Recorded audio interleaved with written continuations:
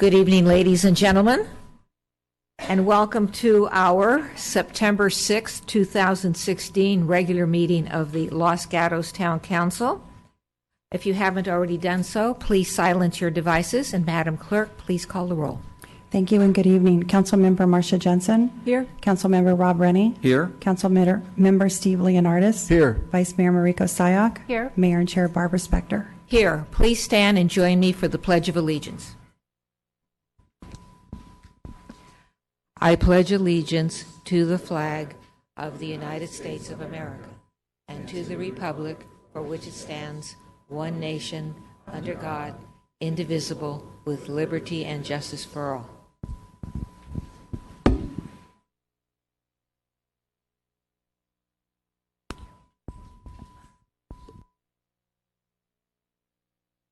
Mr. Schultz, closed session report. Yes, good evening. Prior to tonight's regular session, council met in closed session to discuss labor negotiations and real property negotiations.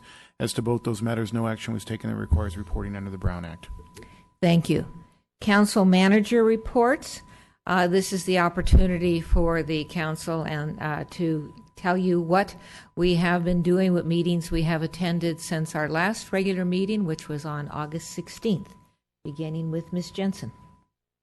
I have nothing to report, Madam Mayor. Thank you. Mr. Rennie. Thank you, Madam Mayor. I have met with, I went looking through my calendar, I met with lots of citizens on different items, but things that were reportable was the Silicon Valley Clean Energy Authority Executive Committee met on 8/24. I also attended a traffic discussion with the Silicon Valley Leadership Group on 8/29, and I did a walk of the Broadway reconstruction with the Vice Mayor and the PPW Director on 9/2. Thank you. Thank you. Since the last meeting on August 16th, I attended, along with the Vice Mayor, the Fisher Middle School ribbon cutting for their new gymnasium. I had a West Valley mayor's conference call with Evan Lowe regarding housing legislation, including by right. I attended and participated in Van Meter's opening day biking walking event for their students. I went to a mayoral outreach meeting. I don't remember the name of the business, but I went with the town manager. And the West Valley mayor managers had their monthly meeting at CB Hannigan's.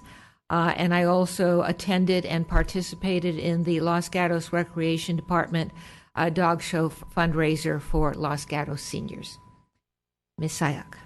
Okay. In addition to all those already mentioned, on the August 25th, the Policy Committee had a meeting, and Councilmember Johnson and I both participated. Mr. Leonardis. I have nothing to report this week. Thank you. Ms. Manager. Thank you. I have two items to report. On Thursday evening at 6 p.m. in these chambers, the Bicycle Pedestrian Advisory Committee is holding a community meeting to get an update and engage the community regarding our bicycle pedestrian master plan. We encourage the public to join us. And then next week, our library is participating in Outside the Lines, which is an innovative library program. We'll have several events next week. It's really demonstrating the creative ways that our library is providing services to our residents. And please visit our website for more details. Thank you. We are now at our consent calendar. This evening we have 3 items on that calendar, and they will be voted upon in one motion unless someone from the council or someone from the community removes an item from the consent calendar. First to the council, does anyone want to remove an item from the consent calendar? Seeing no one, I don't have any cards, but does anyone from the community wish to remove an item from the consent calendar? Seeing no one coming forward, I will look to the council for a motion. We have a motion to approve by the Vice Mayor. Second. Seconded by Mr. Leonardis. Discussion. Hearing none. All in favor? Aye. Opposed? Passes unanimously. The next item on our agenda is verbal communications. This is the opportunity for anyone here to speak to the council for a maximum of 3 minutes on any item that is not on our agenda. I would ask you, if you intend to speak, to submit a card, and I do have several cards this evening. I'm going to begin with Jerry Mirasu. And Mr. Mirasu is going to be followed by Silvana Casali.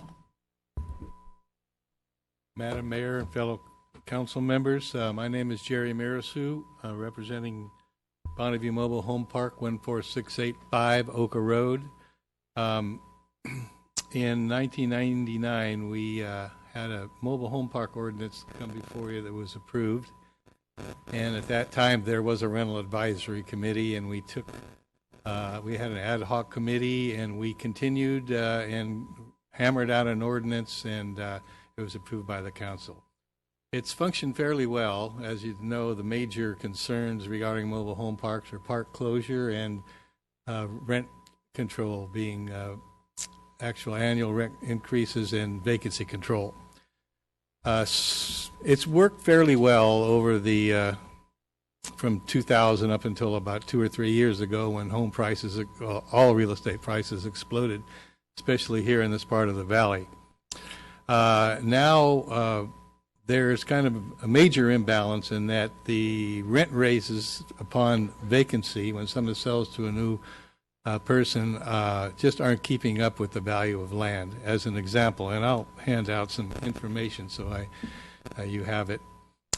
We had a 65-year-old mobile home in the park that someone purchased a dealer purchased for $75,000, only to knock it down, get rid of it, and then he's going to bring in a new mobile home, build and set a new mobile home. And because dealers do not fall under the auspices of vacancy control, we can pretty much place the market rent on it. So we just said $1,200, thinking that he'd go away. Not. He said, okay, came back the next day. So there's a great imbalance of somebody getting $75,000 for something they have to throw away, which means that the value of the land is being transferred to the mobile home. We understand very well that, you know, when people move into mobile homes, it's stationary. They no longer hitch them up and take off to the next place, because there's very little space in the valley for new mobile homes. So what we are requesting is that we amend the section of the mobile home ordinance. Probably you've never even seen it, or probably didn't even know there was one. Section 14.85.025, to request that upon when a mobile home owner moves out, the rent to the new buyer will be $1,200, since that seems to be the ongoing. And another reason, we have a mobile home in our park selling for $500,000. So I think we need more of a balance. In the past, there's been kind of a sharing where, I'll just take another minute, excuse me. All right, I get it. That's your time is up, but we will have questions. Mr. Rennie. Thank you, Mayor Spector. I'm not sure I quite understood the problem when you explained the numbers. Or you said it's still $1,200 rent, but how does that match with how much it's sold for, or a dealer buying it? Okay, I just didn't get that. When someone sells a mobile home park in the park, the rent to the new buyer is considered by formula, and it's right now $820. All right, that's a new buyer. But what happens is that because it's so low, the mobile home takes on the value of the land. Okay, so when this person comes in and buys something to throw it away for $75,000, all he's doing is buying the opportunity to have that land to put on a new home, to sell it and make money. So if I could just, so then I think the problem is, now that